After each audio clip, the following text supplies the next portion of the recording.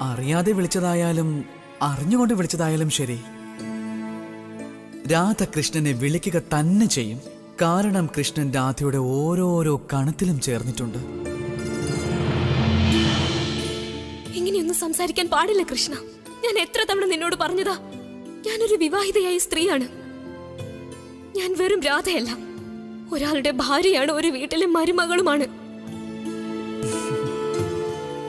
ശരിയാണ്, നീ ഒരു വിവാഹിതയായ സ്ത്രീയാണ്, ഒരു ഭാര്യയുമാണ്. എങ്കിൽ പിന്നെ ഈ രാത്രിയിൽ സ്വന്തം വീട് ഉപേക്ഷിച്ച് ഒറ്റയ്ക്ക് നീ ഈ വനത്തിൽ എന്ത് ചെയ്യുകയാണ് രാധേ? അത് ഞാൻ നടക്കാൻ ഇറങ്ങിയതാ.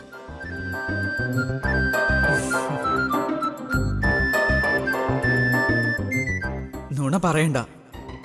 അഥവാ സ്വന്തം ഭർത്താവിന്റെ പേര് സംരക്ഷിക്കുവാനായി കള്ളം പറയേണ്ടി വന്നാൽ ഈ വിവാഹം വെറും ഒരു ബന്ധനം മാത്രമാണ് രാധേ.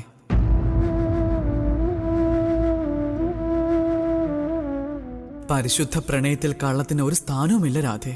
എവിടെയാണോ കള്ളം പറയേണ്ടി വരുന്നത് അവിടെ പ്രണയത്തിന് ഒരു സ്ഥാനവും ഉണ്ടാവില്ല.